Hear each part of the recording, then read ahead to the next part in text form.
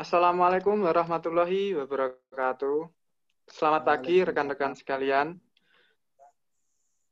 Di sini kami dari kelompok perencanaan pesan-pesan bisnis akan menyampaikan hasil diskusi kami. Kelompok kami yang beranggotakan yang pertama Muhammad Irfak Darujat 1903102345, Syarifuddin KNZ 1903102350, serta Dava Rakandia Malik 1903102355.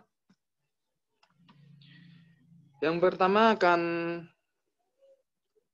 dijelaskan oleh saya sendiri, yaitu pengertian perencanaan pesan-pesan bisnis. Perencanaan pesan merupakan suatu langkah strategis bagi pencapaian tujuan organisasi secara menyeluruh dan merupakan salah satu faktor penentu keberhasilan komunikasi. Pesan-pesan bisnis yang terencana dengan baik akan mempermudah pencapaian tujuan komunikasi.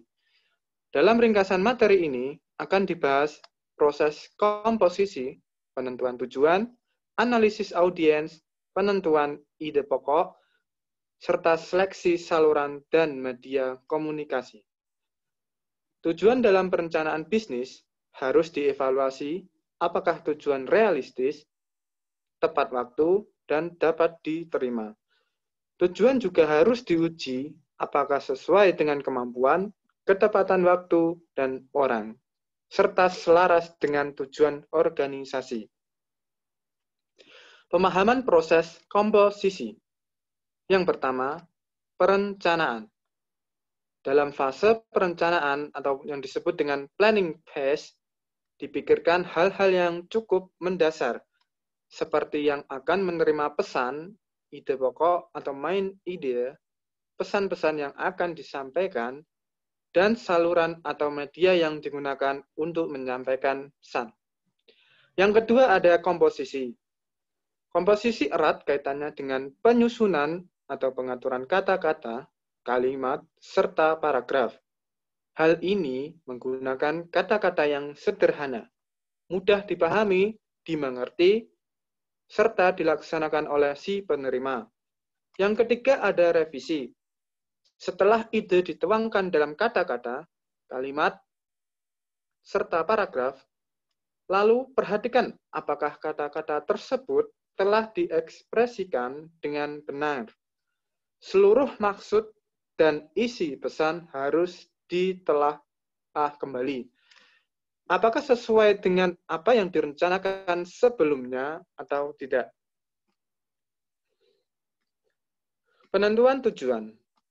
Dalam merencanakan suatu pesan bisnis, hal yang pertama dilakukan adalah memikirkan maksud atau tujuan komunikasi untuk dapat melakukan dan menjaga goodwill di hadapan audiens.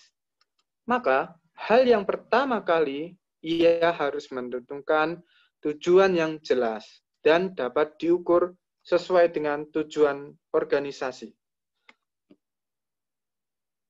Mengapa tujuan itu harus jelas? Nah, dengan tujuan yang jelas, maka akan membantu pengambilan beberapa keputusan, diantaranya sebagai berikut.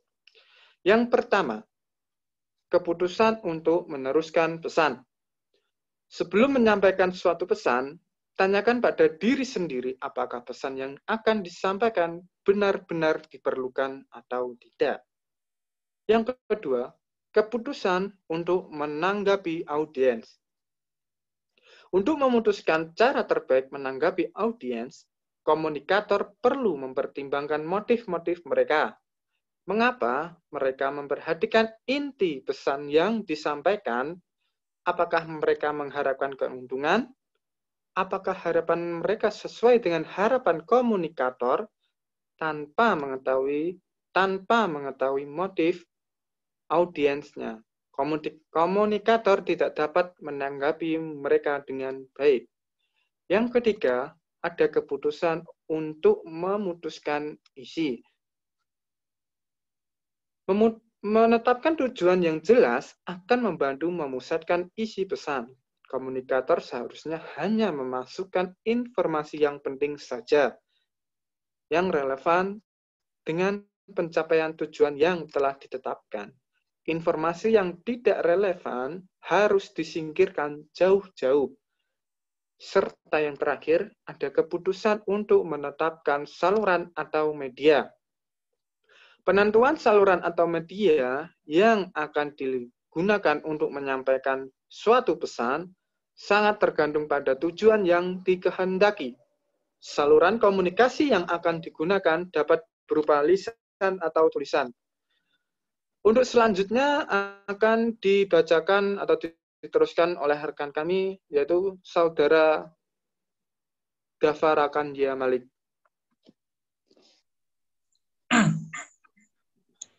Tujuan komunikasi bisnis secara umum ada 3 tujuan komunikasi bisnis, yaitu A. Memberi informasi, buka kurung informaning. B. Persuasi. C. Kolaborasi dengan audiens. 3 cara menguji utama tujuan. Ada 4 pertanyaan dalam menguji tujuan yang telah ditentukan, yaitu A. Apakah tujuan tersebut realistis? B. Apakah waktunya tepat? C. Apakah orang yang mengirimkan pesan sudah tepat? D. Apakah tujuannya dapat diterima oleh perusahaan? Analisis audiens. 1. Cara mengembangkan profil audiens. A. Berapa jumlah dan bagian komposisi audiens? Audiens dalam jumlah besar tentu saja akan menunjukkan perilaku yang berbeda dengan audiens dalam tujuan berjumlah sedikit, sehingga untuk menghadapi diperlukan teknik komunikasi yang berbeda pula. Bentuk dan formasi penulisan materi yang akan disampaikan juga ditentukan oleh jumlah audiens. B. Siapa audiens? Bila audiens yang dituju lebih dari 1 orang, komunikator perlu mengidentifikasikan siapa di antara mereka yang memegang posisi kunci atau posisi yang penting, seperti mereka yang memiliki status organisasional tinggi. C. Reaksi audiens. Setelah mengetahui siapa menjadi audiens, perlu diketahui komposisi audiens adalah orang-orang yang tidak suka berdebat atau kurang kritis. D. Bagaimana tingkat pemahaman audiens? Ketika menyampaikan pesan-pesan, latar belakang audiens seperti tingkat pendidikan, usia, dan pengalaman juga perlu diperhatikan. Jika komunikator dan audiens memiliki latar belakang yang jauh berbeda, perlu dikatakan terlebih dahulu seberapa jauh audiens tersebut dididik. E. Bagaimana hubungan komunikator dengan audiens? Jika komunikator adalah orang yang belum dikenal audiens, audiens harus dapat diyakinkan sebelum presentasi disampaikan. Komunikator dengan penampilan meyakinkan akan membuat audiens termotivasi untuk mendengar dan menyimak pembicaraannya, sehingga pesan dapat tersampaikan dengan baik.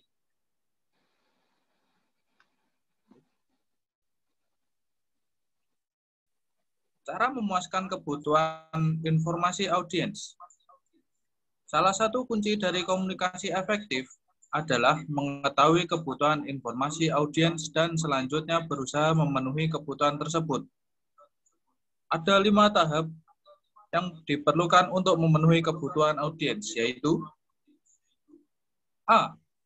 Temukan atau cari yang diinginkan oleh audiens. B. Antisipasi terhadap pertanyaan yang tak diungkapkan. C.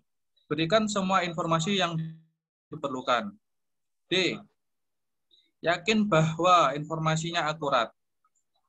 E. Tekankan ide-ide yang paling menarik bagi audiens. 3.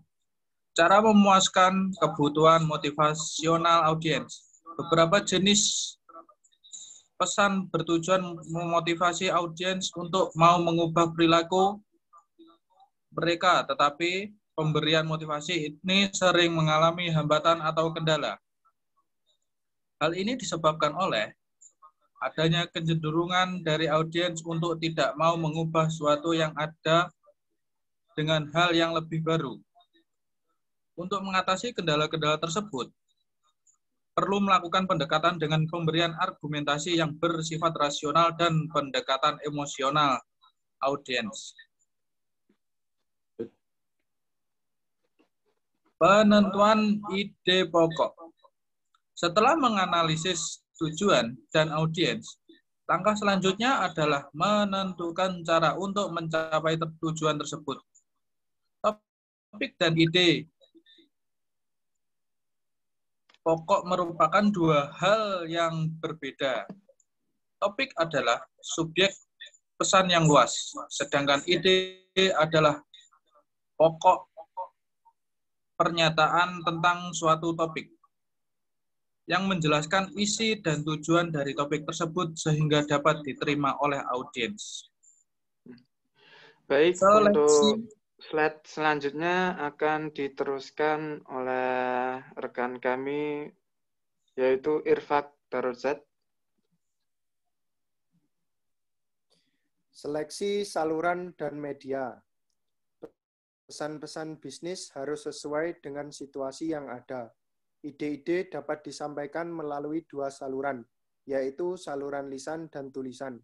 Pilihan mendasar berbicara dan menulis tergantung pada tujuan dan maksud pesan audien dan karakteristik dari dua saluran komunikasi tersebut. Next.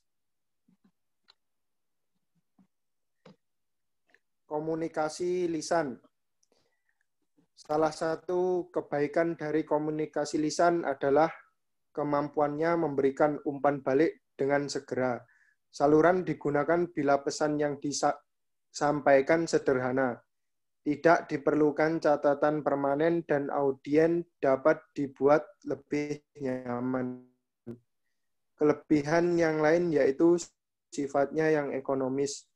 Komunikasi lisan mencangkup antara lain percakapan antara dua orang yang tidak pembicaraan lewat telepon, wawancara pertemuan, kelompok kecil, seminar, workshop, program pelatihan, pidato formal, dan presentasi penting lainnya. Komunikasi tertulis. Pesan-pesan tertulis dapat disampaikan melalui berbagai macam bentuk seperti surat, memo, dan laporan.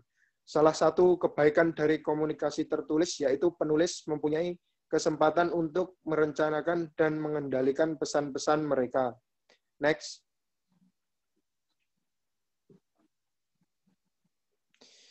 Kesimpulan dari materi kelompok kami yaitu dalam pemahaman komposisi bisnis terdapat 3 tahapan, yaitu yang pertama tahapan perencanaan. Dalam tahap ini yaitu merancang hal-hal yang cukup mendasar seperti maksud atau tujuan. Pada dasarnya proses perencanaan meliputi 3 hal yang perlu diperhatikan, yaitu mendefinisikan tujuan, menganalisis audien, dan memilih saluran dan media komunikasi yang akan digunakan.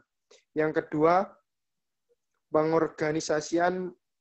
Dalam tahap ini memulai proses merangkai kata, kalimat, paragraf, dan memilih ilustrasi yang diperlukan untuk mendukung ide pokok bahasanya. Yang ketiga, revisi dalam tahap ini yaitu melakukan perbaikan-perbaikan sehingga apa yang direncanakan sebelumnya dapat dicapai selektif mungkin. Penentuan tujuan dan merencanakan pesan-pesan bisnis untuk memudahkan pengambilan keputusan di antaranya seperti keputusan untuk meneruskan pesan, keputusan untuk menanggapi audien, keputusan untuk memusafkan isi pesan, dan keputusan untuk menetapkan media yang akan digunakan tujuan komunikasi bisnis sendiri, yaitu untuk memberikan informasi, persuasi, dan kolaborasi.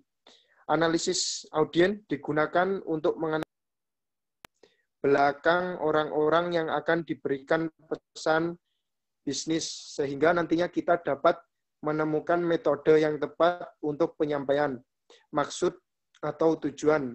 Pesan-pesan bisnis ada 3 cara yang akan mempengaruhi cangkupan materi yang akan dikembangkan profil audien, meliputi berapa jumlah dan komposisi audien, siapa audiennya, reaksi memuaskan audien akan kebutuhan informasi meliputi apa yang diinginkan oleh audien, antisipasi pertanyaan yang tidak ditangkap, memberikan semua informasi yang diperlukan, memastikan bahwa informasi dan menekankan ide-ide menarik bagi audien.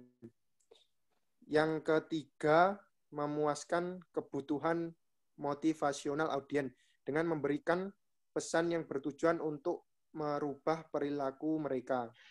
Penentuan ide pokok untuk memberikan sebuah motivasi kepada orang-orang sehingga penyampaian pesan-pesan bisnis dapat dengan mudah ditangkap maupun dipahami oleh audien. Dengan begitu, maksud atau tujuan pesan-pesan bisnis dapat tersampaikan. Hal yang perlu diperhatikan dalam penentuan ide pokok meliputi storyteller store, random list, CFR, atau conclusion, finding, recommendation, workset, journalistic approach, dan question and answer chain. Next.